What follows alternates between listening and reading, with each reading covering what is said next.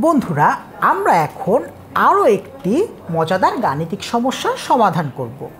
তো দেখো, তোমাদের এখানে একটি সার্কিট দেওয়া হয়েছে এবং যেই সার্কিটে আমাদের চাওয়া হচ্ছে কি, আমাদের I1, I2 এবং I3 এটির মান নির্ণয় করতে বলা হচ্ছে।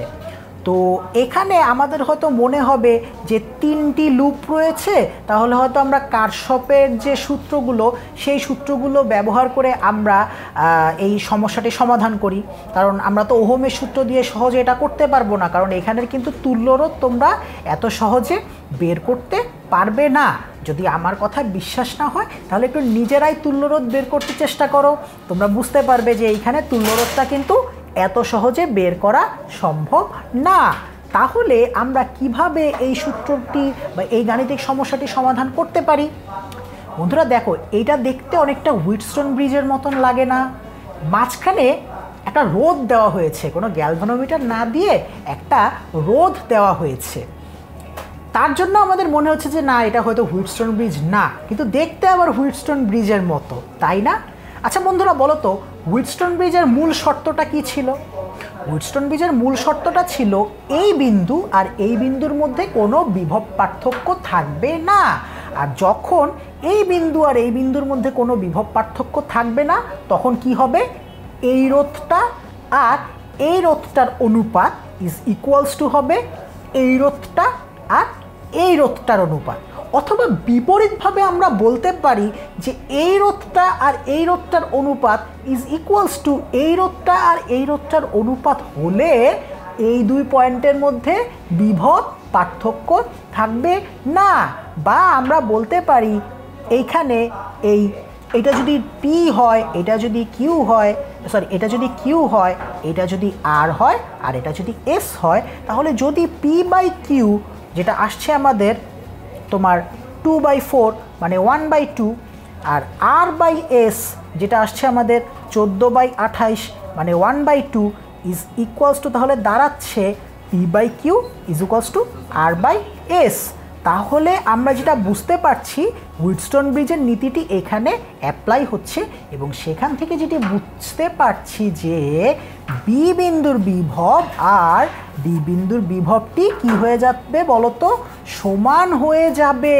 এবং যখন দুইটা পয়েন্টের মধ্যে বিভব সমান হয়ে যায় তখন কিন্তু সেটার মধ্য দিয়ে আর কোনো তড়িৎ পরিবাহিত হয় না।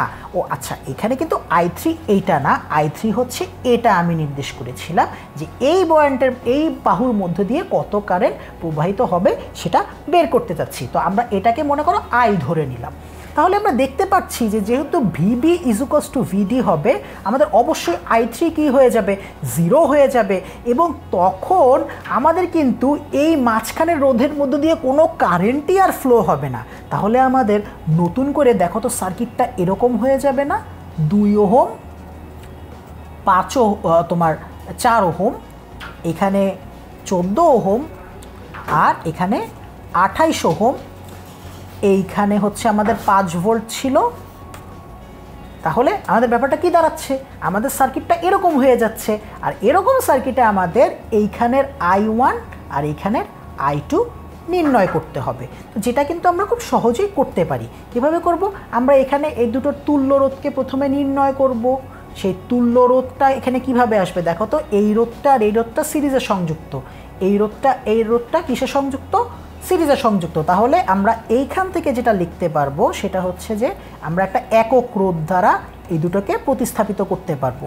যে একক রোধটির মান হবে এখানে 2 আর 4 মানে 6 ওহম, আর এখানে 14 যোগ 28 মানে হচ্ছে 42 ওহম। তোমরা এটা সহজেই বুঝতে পারছো। আর নিচে হচ্ছে কত ভোল্ট রয়েছে? 5 ভোল্ট রয়েছে, যেটা আমাদের তড়িৎচালক বল।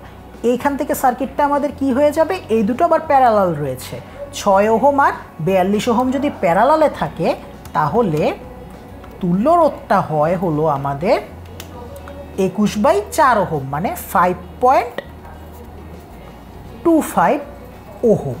এখন এটার মধ্য দিয়ে আমাদের এই 5 ভোল্টের কারণে একটা তড়িৎ প্রবাহিত হবে, যে তড়িৎ প্রবাহের মান হবে 5/5.25, যেটার মান আসছে তোমার 0.9523 অ্যাম্পিয়ার। এখন এই 0.9523 অ্যাম্পিয়ার তার মানে কি এইখান দিয়েও প্রবাহিত হচ্ছে, সেই 0.9523 অ্যাম্পিয়ার এইখান দিয়েও প্রবাহিত হচ্ছে, তাই না বন্ধুরা? এখন আমরা যদি এই 6 ওহম মানের মধ্য দিয়ে যে কারেন্টটা প্রবাহিত হবে সেটাই তো আমাদের I1 হবে, আর এই 42 ওহমের মধ্য দিয়ে যে কারেন্টটা প্রবাহিত হবে সেটাই তো I2 হবে, তাই না? তো আমাদের প্রথমে কি করতে হবে? আমাদের প্রথমে এই দুই প্রান্তের বিভব পার্থক্য বের করতে হবে। তো এই দুই প্রান্তের বিভব পার্থক্য তো আমাদের 5 ভোল্টই হবে, তাই না বন্ধুরা? কারণ এখানে তো কোনো অভ্যন্তরীণ বিভব পতন নেই। তাহলে আমরা যদি এই 5 ভোল্টকে এই রোধের মানটা দিয়ে ভাগ করি, মানে 6 ওহম দিয়ে ভাগ করি, আমরা কি I1 পেয়ে যাব না? আমরা I1 পেয়ে যাব। সো আমাদের I1টা আসবে হচ্ছে 5/6 অ্যাম্পিয়ার, আর আমাদের I2টা আসবে হচ্ছে 5 ভোল্ট ডিভাইডেড বাই 42 অ্যাম্পিয়ার। তোমরা দেখবে যে এই I2 আর I1 যদি যোগ করো না, এই I এর সমানই চলে আসবে। কারণ কি? কারণ আইটা এখানে এসে দুইটা অংশে ভাগ হয়েছে। আমি তোমাদেরকে দেখাচ্ছি 5/6 যোগ 5/42, দেখো 0.9523 অ্যাম্পিয়ারই চলে আসছে। এবং এটা কিন্তু আরও প্রমাণ করছে যে এই 5 ভোল্ট কিন্তু অভ্যন্তরীণ কোথাও বিভবের পতন ঘটায়নি। তাহলে আমরা I1, I2 আর I3 যে ইকুয়ালস টু 0, এটা কিন্তু সহজেই এই সমস্যা থেকে সমাধান করতে পারলাম। আজকের মতো ভিডিওটা এই পর্যন্ত।